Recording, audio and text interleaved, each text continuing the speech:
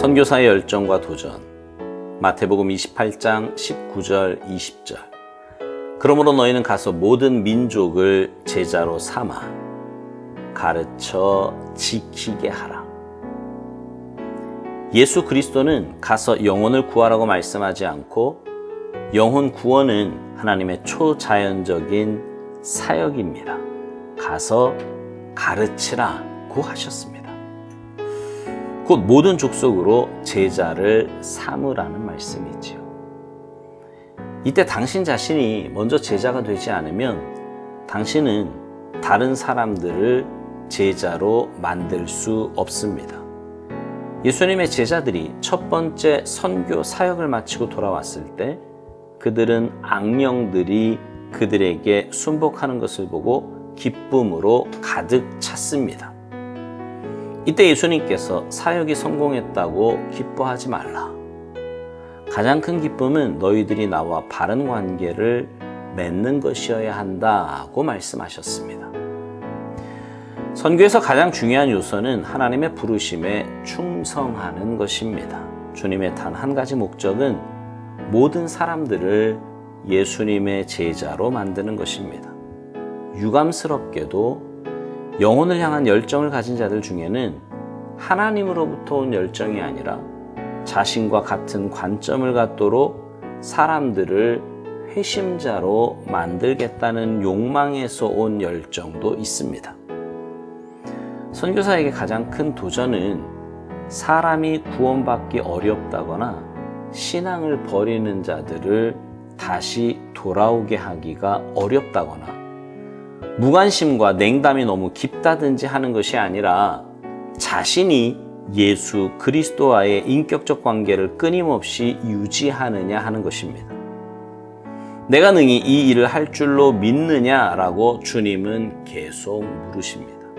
그리고 이 질문은 우리가 직면하는 모든 개인적 상황에 다 적용됩니다.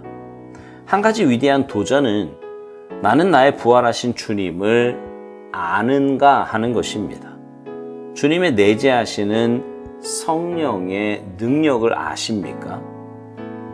예수 그리스도께서 말씀하신 것을 믿기 때문에 이 세상의 기준으로는 너무 어리석어 보이지만 하나님의 눈에는 충분히 지혜롭습니까? 아니면 선교사를 향한 유일한 부르심, 곧 예수 그리스도만을 무한하게 신뢰할 수밖에 없는 그 위대한 초자연적인 진리를, 그 자리를 포기하려고 합니까? 만일 내가 다른 수단을 취한다면 나는 주님에 의해 마련된 모든 수단들을 다 저버리는 것입니다. 하늘과 땅의 모든 권세를 내게 주셨으니 그러므로 너희는 가라. 마태복음 28장 19절 20절.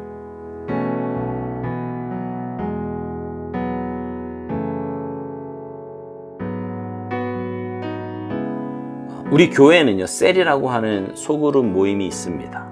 셀 리더를 중심으로 모든 셀원들이 지난주에 들은 말씀을 가지고요, 한 주간 동안 어떻게 살았는지를 나누며 함께 신앙의 공동체를 세워가는 굉장히 귀한 모임입니다. 올해로 벌써 10년째인데요. 셀을 통해 많이 성숙해져 가고 있고요, 영적인 삶으로 변화되어 가는 모습을 보게 됩니다. 저도요, 우리 셀 리더들과 매주 토요일 저녁 7시부터 셀 모임을 합니다. 코로나가 터진 이후에는 함께 할 수 없어서 온라인으로 셀 모임을 하지만 그 모임을 통해서도 하나님이 주시는 큰 은혜가 있고요, 도전이 있고 기쁨과 감사가 있습니다. 셀 모임이 한 해 한 해 거듭할수록 나타나는 특징 가운데 하나는 셀원들이 리더를 닮아간다는 겁니다. 리더의 성향, 리더의 신앙 모습, 리더의 열정 등이 셀원들에게도 그대로 나타나는 것을 보게 됩니다. 그러니 앞에 선 사람의 그 책임감은 아무리 강조해도 지나침이 없습니다. 주님은 우리에게 가서 모든 민족을 제자 삼아 가르쳐 지키게 하라고 말씀하세요. 오늘 묵상에서 당신 자신이 먼저 제자가 되지 않으면 당신은 다른 사람을 제자로 만들 수 없다고 말합니다. 그렇죠. 내가 온전한 주님의 제자가 되지 못했는데 어떻게 내가 다른 사람을 주님의 제자로 만들 수 있겠습니까? 주님의 제자가 정말 주의해야 할 것이 하나 있는데 그것은 다른 사람을 주님의 제자로 만들어야지 내 제자로 만들어서는 안 된다는 것입니다.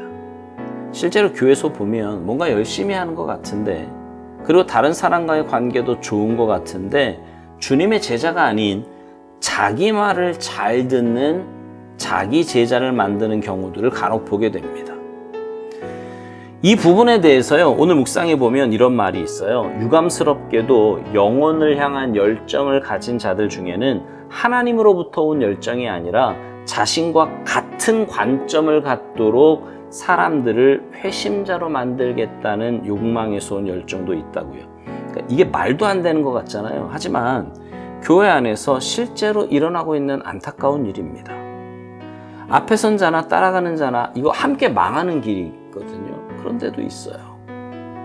다시 말씀드리지만 그리스도인은 모든 민족을 제자로 삼아야 하는 사람들입니다. 다른 사람을 제자로 삼아야 하는 사람은 내가 먼저 제자가 되어야 돼요. 제자가 되는 길 다른 데 있지 않습니다. 주님과의 인격적인 만남, 깊은 교제가 주님 닮은 제자가 되는 길입니다.